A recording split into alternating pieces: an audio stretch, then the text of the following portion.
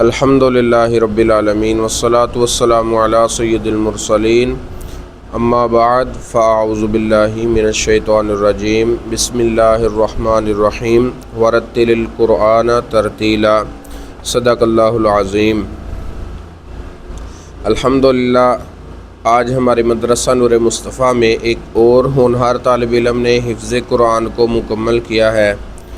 حافظ ثقلین بن اسلم، ماشاءاللہ حافظ ثقلین بن اسلم صاحب نے حفظ قرآن کو مکمل کیا ہے، تو سب سے پہلے تو یہ مبارکباد کے مستحق ہیں۔ یہ بھی ان کے والد صاحب بھی یہاں موجود ہیں اور ان کے چچا جان، تایا جان وغیرہ دیگر خاندان والے بھی افراد موجود ہیں، تو اللہ تعالیٰ ان سارے خاندان والوں کے لیے اس بچے کو کل قیامت والے دن شفاعت کرنے والا بنائے۔ تو نبی پاک صلی اللہ تعالیٰ علیہ وآلہ وسلم نے ارشاد فرمایا کہ جس طرح لوہے کو زنگ لگ جاتا ہے تو دلوں کو بھی زنگ لگ جاتا ہے۔ تو لوہے کا جس طرح زنگ اتارنے کے لیے کچھ اوزار ہوتے ہیں، ان پر جب رگڑا جاتا ہے نا تو لوہے کا زنگ اتر جاتا ہے۔ تو حضور نے فرمایا جب دلوں کو زنگ لگتا ہے تو دلوں کے زنگ کو اتارنے کے لیے تلاوت قرآن کیا کرو۔ تلاوت قرآن کرنے سے دل صاف ہوتے ہیں۔ اگر آپ کا دل نہیں لگ رہا اللہ کی یاد میں، نماز پڑھنے کو بعض لوگ کہتے ہیں نا جی نماز پڑھنے تے دل ہی نہیں کردا ہے، بعض لوگ کہتے ہیں جی مسجد جان تے دل ہی نہیں کردا، تو یہ دلوں کا زنگ ہے جو آپ کو اللہ کی بارگاہ میں حاضر نہیں ہونے دیتا۔ حضور نے فرمایا جب بندہ گناہ کرتا ہے نا اس کے دل پہ ایک سیاہ نقطہ لگ جاتا ہے، پھر اگر تو وہ توبہ کر لے تو اللہ تعالیٰ اپنی رحمت سے اس نقطے کو صاف کر دیتا ہے، لیکن اگر وہ توبہ نہ کرے، بار بار وہ گناہ دہرائے، کوئی بھی گناہ ہے وہ بار بار دہراتا رہے، توبہ نہ کرے، تو حضور نے فرمایا ایک دن اس کا دل سارے کا سارا سیاہ ہو جاتا ہے۔ تو جب دل سیاہ ہو جائے نا تو پھر اللہ کی یاد میں سکون نہیں ملتا، اللہ کی یاد کرنے کو دل نہیں کرتا۔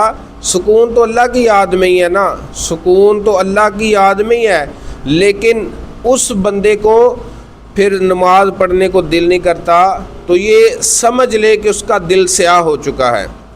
اب اگر وہ چاہتا ہے کہ میں اپنی سیاہی کو دور کروں تو وہ تلاوت قرآن کیا کرے، وہ تلاوت قرآن کیا کرے، انشاءاللہ قرآن کی برکت سے آہستہ آہستہ اس کا دل صاف ہوتا چلا جائے گا۔ تو قرآن پڑھنے والے کو شان عطا فرماتا ہے، قرآن اپنی تلاوت کرنے والے کو رتبے عطا فرماتا ہے، قرآن پڑھنے والے کو کل قیامت والے دن قرآن شفاعت کرے گا، یا اللہ اس کو بخش دے، یہ میری تلاوت کیا کرتا تھا، یہ مجھے پڑھا کرتا تھا، یہ مجھے کھولا کرتا تھا۔ اللہ تعالیٰ ہم سب مسلمانوں کو توفیق دے۔ آج دیکھ لیں جو ہمارے ملک کے حالات ہیں، کبھی زلزلوں کی آفت آ جاتی ہے، کبھی سیلاب کی آفت آ جاتی ہے، کبھی کوئی تباہی کبھی کوئی تباہی، ٹھیک ہے۔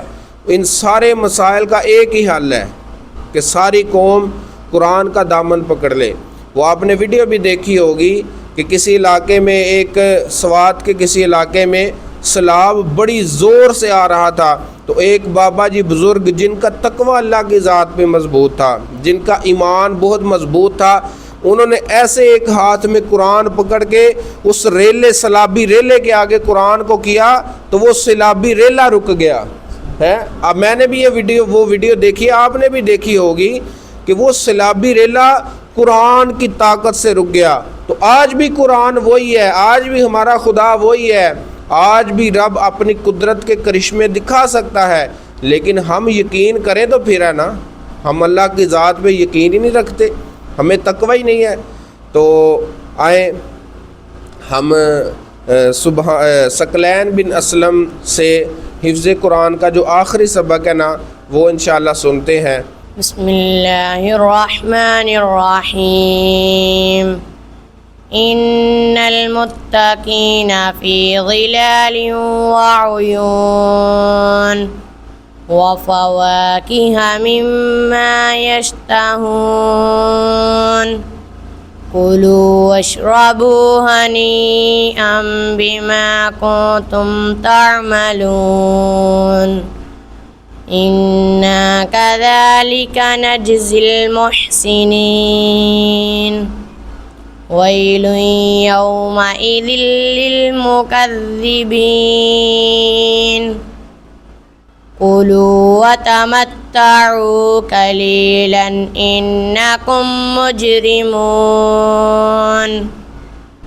ويل يومئذ للمكذبين وإذا قيل لهم اركعوا لا يركعون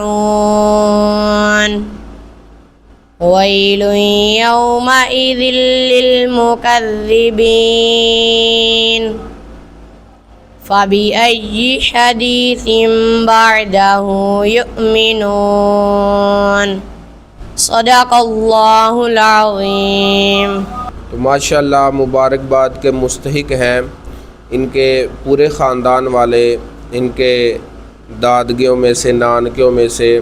تو اللہ تعالیٰ کل قیامت والے دن حافظ قرآن کو شفاعت کا رتبہ عطا فرمائے گا۔ تو انشاءاللہ امید ہے کہ یہ بھی حافظ صاحب اپنے ماں باپ سمیت دیگر خاندان والوں کی بھی شفاعت کریں گے۔ تو اللہ تعالیٰ ہم سب کو اور ہمیں اپنے بچوں کو بھی قرآن پڑھنے کی، پڑھانے کی توفیق عطا فرمائے، آمین بجاہ النبی الامین صلی اللہ علیہ وآلہ وسلم۔